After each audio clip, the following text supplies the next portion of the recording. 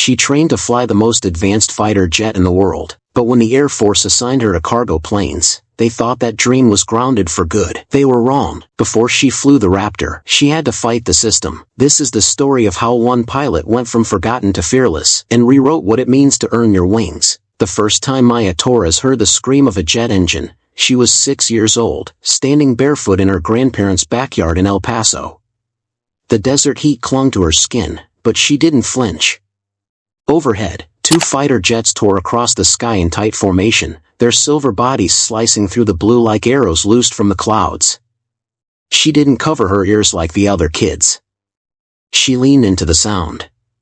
From that day on, the sky wasn't just a place above her, it was a destination. Inside her bedroom, paper models of aircraft hung from the ceiling like a squadron frozen in mid-flight. The walls were covered in posters, blueprints of F-16s, black and white photos of test pilots, pages torn from aviation magazines. A second-hand joystick sat on her desk, worn smooth from hours spent flying imaginary missions on her beat-up computer. Her grandfather, Sergeant Luis Torres, had served during the Gulf War. He rarely spoke about combat, but his uniform still hung in the back of the closet, pressed and spotless. On Maya's nightstand sat his dog tags, resting next to a frayed copy of Fighter Combat, Tactics and Maneuvering. She read it cover to cover. Twice. Every weekend, while other kids played soccer or went to the mall, Maya begged to visit the Air and Space Museum near the base. She could name every aircraft on display by sight, not just the models, but the engine specs, the top speed, the turning radius. The docent started calling her cadet by the time she turned 10. She didn't talk much at school. She didn't care about pop stars or parties. She cared about lift, thrust, and the F-22's thrust vectoring nozzles. At night, when the house quieted down and the desert wind tapped softly against the window, Maya would lie in bed with her eyes open, watching the ceiling planes sway gently in the dark. She'd imagine herself in the cockpit, wrapped in G-force, heart steady, hands on the stick. She didn't know when or how she'd get there. But she knew where she belonged. Up there, in the roar. In the fight. In the sky. Years passed. The girl who once stood barefoot in the backyard became a woman in uniform. Fresh out of flight school, Maya Torres waited inside a dim personnel office at Laughlin Air Force Base, standing straight under the weight of her perfectly pressed dress blues. Her hair was tucked tight beneath her cap. Her boots, mirror-shined. Her heart, pounding. A sergeant handed her the manila envelope without ceremony. "Congratulations, Lieutenant." She gave a quiet thank you and stepped aside, walking to the far corner of the room where a folding chair sat beneath a flickering fluorescent light. She opened the envelope slowly, careful not to tear it. She smoothed the pages with her palm, eyes scanning for the line that mattered most. Her assignment. Cargo Transport, 15th Airlift Squadron. She read it again, then again, as if the words might change with enough focus. Cargo. No mention of fighters. No mention of jets screaming at Mach speed, no mention of air combat or elite squadrons. Just cold, practical logistics.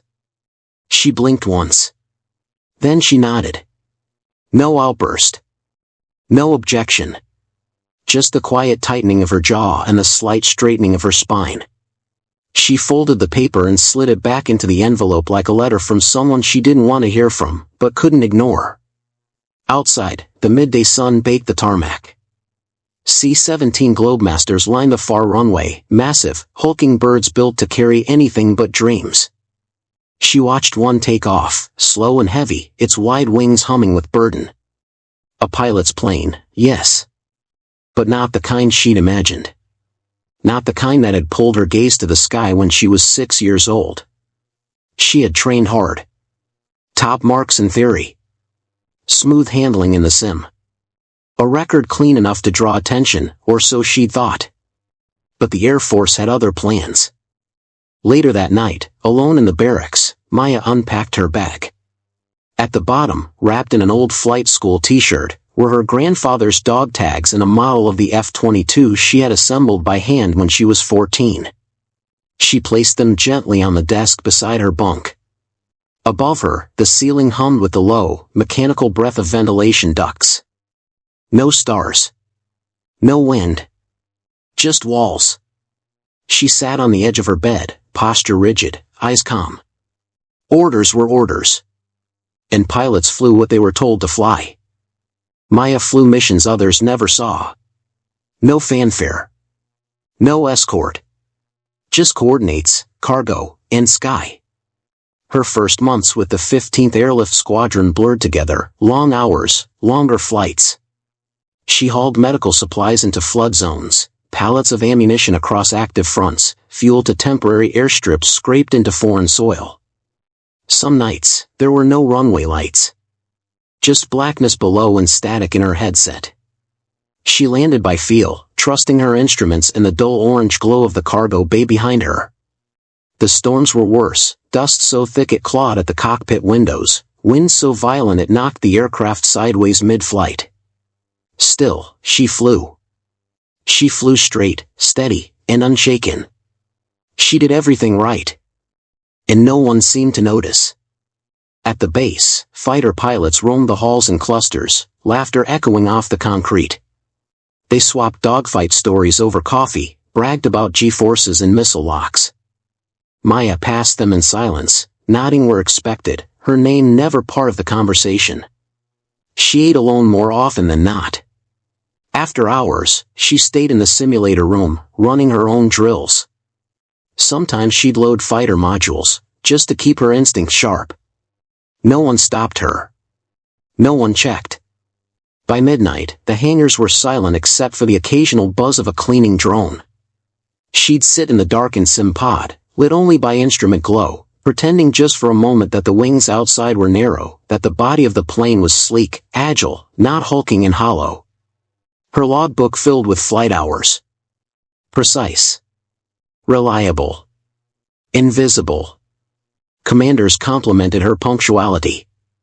Her maintenance reports. Her organizational discipline.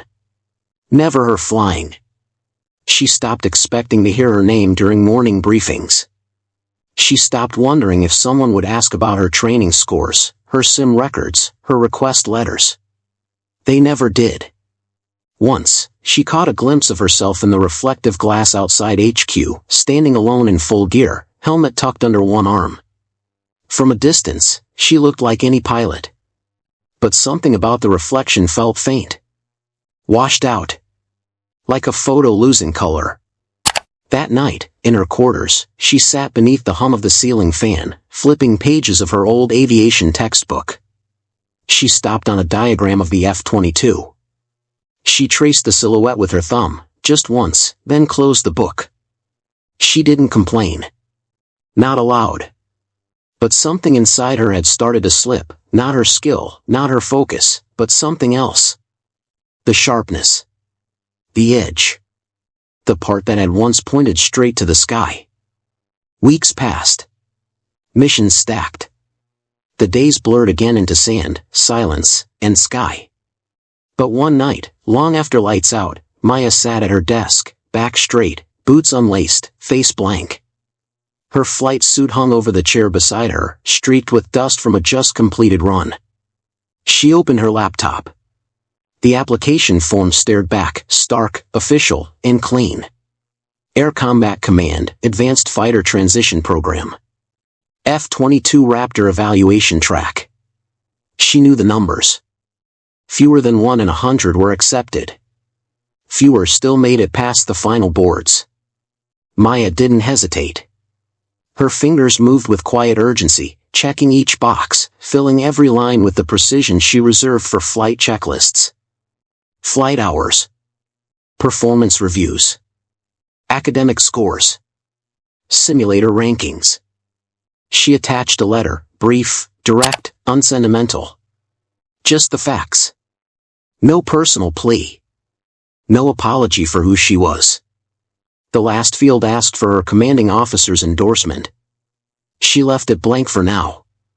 She hovered over the submit button. Outside, a C-17 rumbled down the runway, gears whining against the drag. She didn't look. With a soft breath, she pressed the key. The screen blinked. Application received.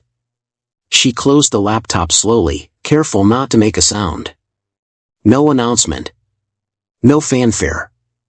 She hadn't told anyone, not Sasha, not the squadron, not even her mother. She wasn't waiting for permission. She just wanted to see if someone would finally say yes. The next morning, she printed the request for her CO's endorsement and slid it into the outgoing tray on his desk like a note passed in school. By midday, it was gone, collected, filed, or discarded. She couldn't be sure. No one mentioned it at the briefing. No one asked. She flew 2 more missions that week. One into high-altitude turbulence over the Pacific, one to a remote base in the mountains where the landing strip was more gravel than pavement. Both went without error. No commendation. No questions. At night, she found herself listening for an email notification. A knock at the door. A summons. Anything. But the quiet stayed quiet. She didn't chase it. She didn't check twice. She flew, ate, trained, slept, all with the same iron rhythm as before. But inside, something buzzed just beneath the surface. A hum that wasn't engine noise. It felt like pressure, like being locked in pre-flight, canopy down, systems primed, waiting for the signal that never came. Still, she waited. Not because she expected anything, but because she'd earned the right to ask. The rejection came faster than Maya expected. She was standing near the flight line when the message hit her inbox, a bland, impersonal subject line followed by a single paragraph. Thank you for your interest. Unfortunately, your application to the F-22 transition program has not been selected for advancement at this time. No explanation. No critique. No next steps. Just a polite wall. Maya stood still for a few seconds, the glow of her screen reflecting off her visor. A C-17 roared behind her, engines high and grinding, but she didn't flinch. She locked her phone, slid it into her flight suit, and walked back toward the hangar. By the time she reached the briefing room, the mission files were already laid out. Another drop. More cargo. She took her folder without a word, eyes forward, chin level. The routine didn't stop, not for rejection, not for anyone. That evening, in the mess hall, someone dropped a quiet remark. Shame about the application. Maya looked up. It wasn't a question. Didn't have the CO's backing, the voice added, soft but certain. He didn't sign off. Said you were needed right here. The words landed like sand in the gut, not heavy, but impossible to shake out. She walked back to the barracks alone. Inside, the lights buzzed faintly overhead. The air was still. She sat on her bunk and pulled the rejection letter up on her tablet again. She read it slowly this time, not because she expected new meaning, but because she needed to feel each word. To measure what they took from her. There was no anger in her face. No tears. Just stillness. Her eyes dropped to her desk, where her grandfather's dog tags lay beside the folded blueprints of the F-22 she kept tucked beneath a maintenance manual. She reached for the letter. Folded it once. Then again. And again. Until it was no bigger than a thumbprint, a paper silence that vanished into her closed hand. Later, she heard the sound of boots in the hallway, laughter echoing from the rec room. She stayed where she was. Her CO hadn't even looked her in the eye. No conversation. No formal denial. Just a missing signature, a closed door disguised as a locked cabinet. Valuable where she is. That was the phrase they used. Not a critique. Not a condemnation. Just a cage wrapped in a compliment. She hadn't flown combat missions. That was true. No afterburners. No bogeys. No gun cams. But she had landed in storms that grounded half the base. She had flown relief into no man's land under blackout orders. She had memorized every inch of the airframe, flown flawlessly under pressure, logged more hours than half the squadron. And none of it mattered. Not here. Not for that. She didn't smash anything. She didn't scream. She just sat in silence, perfectly still, like the moment before takeoff when the jet is locked, powered, ready, but the tower hasn't cleared the runway. That night, the wind rattled softly at the barracks window. She stared at the ceiling, eyes wide open. No countdown. No signal. Just the sound of the door staying shut. It was Lieutenant Sasha Kim who found out first. They had shared a bunkhouse during flight school, early morning PT, late night cramming, half-laughed breakdowns between simulator rotations. Maya had always flown like a knife, precise, focused, unshakable, while Sasha flew like a storm, fast and unpredictable. They hadn't spoken much since graduation. Different postings. Different tracks. But when Sasha saw Maya's name crossed off the advanced fighter list, she noticed. The message came 2 days later. Heard what happened? That wasn't right. Want to talk? Maya didn't reply immediately. She didn't know what to say. The next day, Sasha showed up in person. She walked into the hangar unannounced, still wearing her own flight suit, still loud in that way Maya remembered. She climbed onto the loading ramp of Maya's grounded C-17 like it was her own office, arms crossed. Didn't even give you the decency of a conversation, huh? Maya looked up from the cargo manifest she'd been reviewing. How'd you know? Because I asked. And because I remember how you fly. She didn't ask for permission. She just sat on the steel ramp beside Maya and let the silence hang between them. After a moment, she spoke again, quieter this time. You were better than half our class. They don't see it, fine. But I do. That night, Sasha connected her with Major Andre Brooks, a quiet, meticulous F-22 instructor stationed out of Nellis. Maya remembered him from a seminar during flight school. He had barely spoken back then. But apparently, he remembered her. Specifically, her simulator scores. You broke the defensive scramble record, he said over video call, reading from his tablet.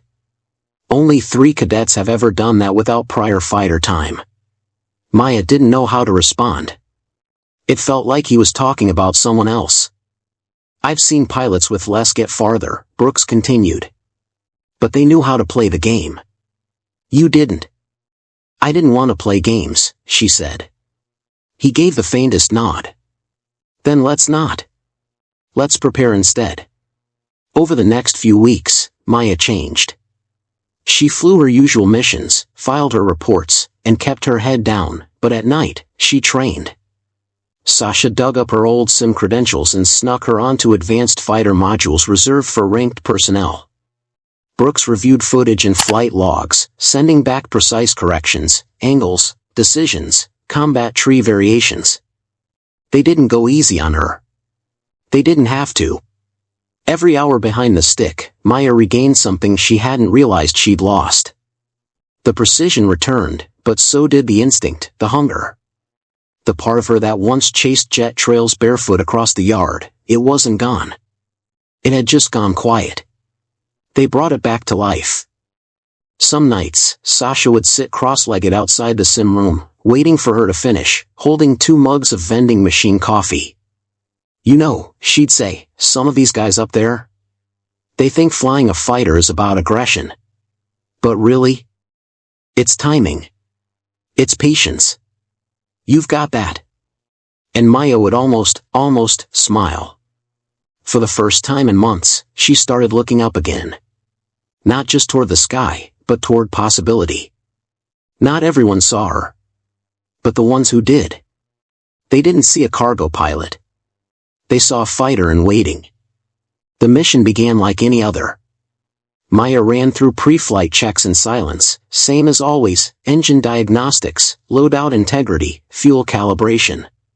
Just another supply run across the border, a routine drop to an Allied outpost where the landing strip was barely a notch in the ground. No headlines. No heroics. She wasn't expecting anything. She lifted off before sunrise, sky still the color of metal. Thin clouds drifted at altitude, but visibility was clean. The cargo bay hummed behind her, crates strapped and sealed, manifest in order. Halfway through the route, she adjusted altitude to compensate for a headwind and checked in with control. That's when the call came through. A nearby transport, one of the smaller twin-turbos, had lost NAV systems mid-flight. An electrical short. No GPS, no comms, no directional readouts. The skies were quiet, the grid thin. They were somewhere west of Maya's current position, drifting blind over hostile terrain where friendly airspace ended abruptly. There were no other aircraft within reach. Just her. She didn't hesitate. Diverting, she told control. Send what coordinates you have. I'm going after them. Her co-pilot blinked but didn't object. He knew her well enough not to ask questions. Maya banked hard left, cutting across her planned route like a blade. The air turned jagged fast, pockets of turbulence that knocked the frame sideways, pushed back against her controls. She dropped altitude, scanning the terrain ahead. No radar contact. No beacon. Just static and wind. But she had learned to fly without help. She'd done it in storms, in silence, in blackout conditions over foreign ground. She trusted the shape of the sky, the rhythm of airspeed, the way the earth moved below her. She found them 20 minutes later, a speck moving unsteadily above a canyon range, lower than they should have been, tilting uneven in the crosswind. Visual acquired, she said. No radio. They're drifting southeast. She didn't have weapons. No escort. No orders for this. Just instinct. Training. In a heavy cargo plane built for bulk, not ballet. She moved anyway. Dipping low, she guided her C-17 into parallel formation, not close enough to startle, but just within their line of sight. She rocked her wings gently, signaling. They saw her. The other pilot straightened slightly. Stabilized. She pulled ahead and banked right, slow and wide, guiding them like a lighthouse through rough water. She dropped altitude further, threading through air pockets most wouldn't dare. The wind clawed at the frame. Alarms blinked for low terrain warning. Still, she held course. For 37 minutes, she flew with them, reading their drift patterns, adjusting her own arc to compensate, leading them across the invisible line back into controlled space. When the airstrip finally blinked onto the edge of the horizon, Maya exhaled for the first time in half an hour. She didn't land until they did. Once both aircraft were grounded, crews rushed out. The rescued pilot staggered down the ramp, dazed but whole. His crew followed, shaken, but uninjured. Maya stepped onto the tarmac, helmet under her arm. Her face was calm, expression unreadable. Just another flight. No one clapped. There wasn't time for applause.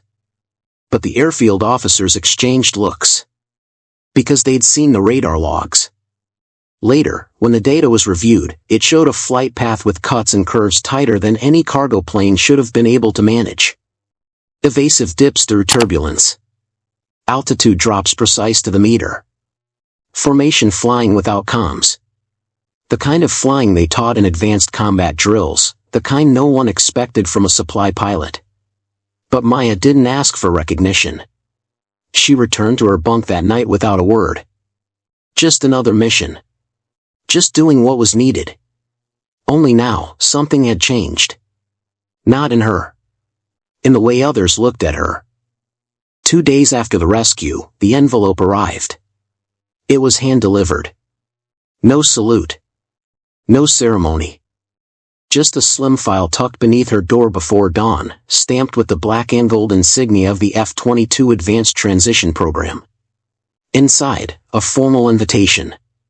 Maya sat on the edge of her bunk, reading it twice, then a third time.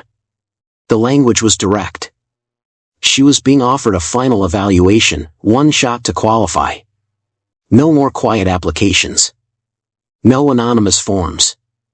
This would be full protocol, live observers, ranked evaluators, full combat sim with mission complexity beyond standard testing. The kind of trial only offered to candidates under review, or candidates someone was betting against. She didn't hesitate. She signed. By midday, she was transferred to a holding unit near the testing hangar. Her name was posted on the schedule, tucked between 2 Academy stars and 1 legacy pilot from the Navy. No one said it aloud, but she saw it in their faces. She didn't look like she belonged. No fighter flight hours. No confirmed combat. No squadron reputation. Just her name in black ink in the quiet shadow of that rescue run. Her bunk in the temporary quarters was clean and empty. No pictures. No gear. Just the sim schedule and briefing packet on the desk. She studied for hours. Not because she needed to memorize, she already knew the systems, the maneuvers, the flight theory. She studied because it kept her hands steady, her breath even. That night, she walked past the hangar where the actual Raptors slept under tarp and carbon skin. She didn't stop to stare. She didn't touch the metal.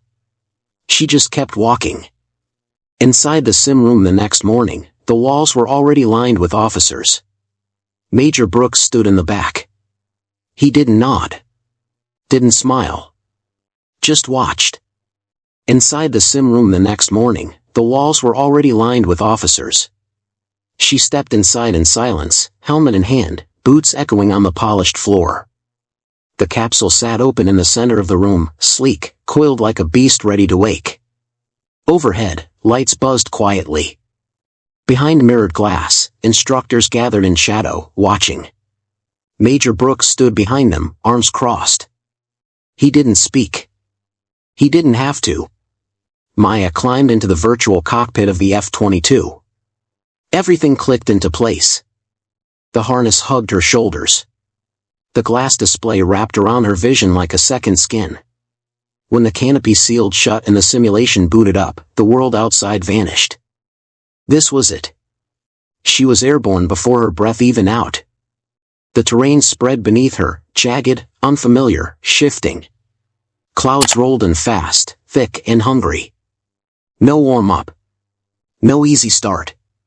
They came for her immediately. A radar ping. Then a second. Then lock. Enemy interceptors, diving from altitude, tight formation. She pulled hard into a defensive brake, nose up, throttle spike, left roll, and dropped into cloud cover. The first missile clipped empty air behind her. The second detonated in vapor 30 feet wide. They were testing aggression. Response time. Recovery. The sky gave her nothing.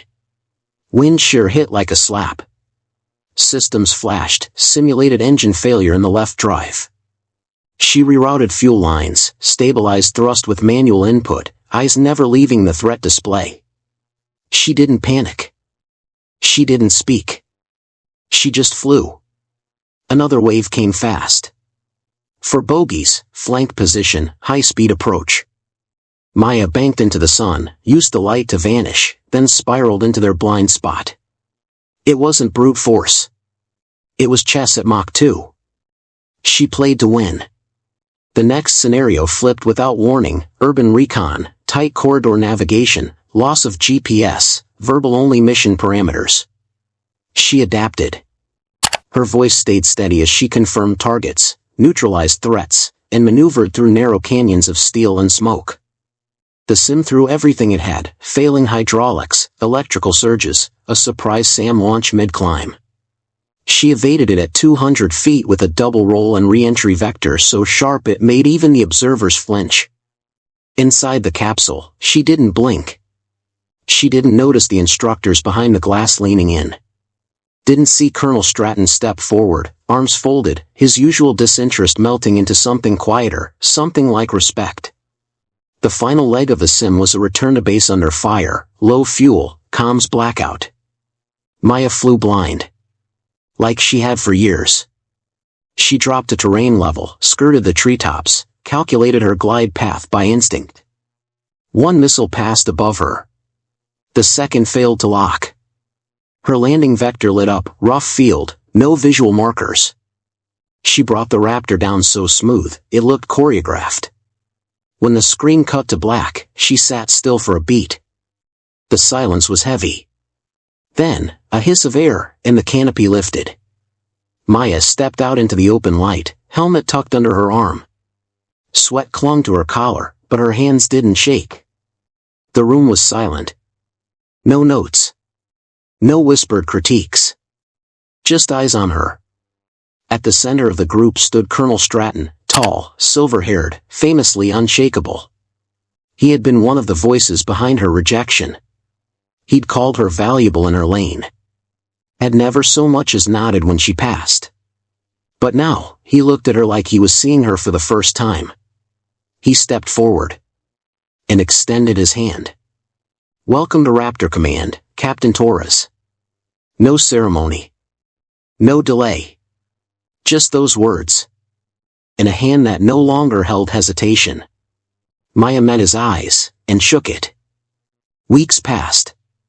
Paperwork. Orientation. Protocol briefings. They gave her a locker, a call sign, and a keycard with her name printed in bold. But nothing felt real until that morning.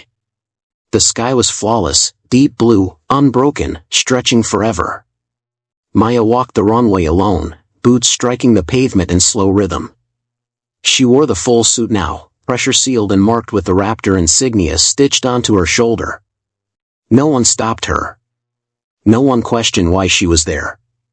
The F-22 waited at the end of the line, sleek, silver-edged, still as a blade before the draw. She paused beside it, one hand resting lightly on the nose. The metal was warm beneath the sun. Quiet. Alive. Then she climbed in. The canopy sealed with a hiss. Inside, the cockpit wrapped around her like a glove, not foreign anymore, not borrowed. Hers. Every switch she touched responded like it had been waiting. HUD lit up green, soft and ready. Her heartbeat slowed as the engines rumbled beneath her, low and steady. Like breath. "Raptor 1, cleared for takeoff," came the voice in her ear. She didn't answer right away. She looked out over the runway, past the control tower, past the base, past the long years behind her. She remembered the inventory lists. The nights in blackout skies. The folder folded into her palm like defeat. The cargo doors she closed for everyone else but herself. That girl was still in there. But now, she was also this. Maya eased forward. The wheels kissed pavement faster. Then faster. Then she was off. The jet roared into the open sky, slicing through cloudless blue, climbing without resistance, weightless, perfect. The sun caught her wings. Air split around her.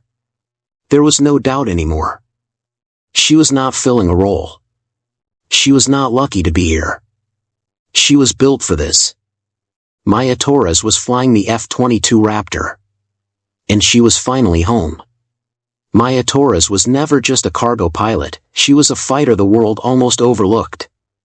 How many more are out there, waiting for their moment to take the controls? Drop a like if you believe in rising through the doubt. Share this to someone who's flying under the radar.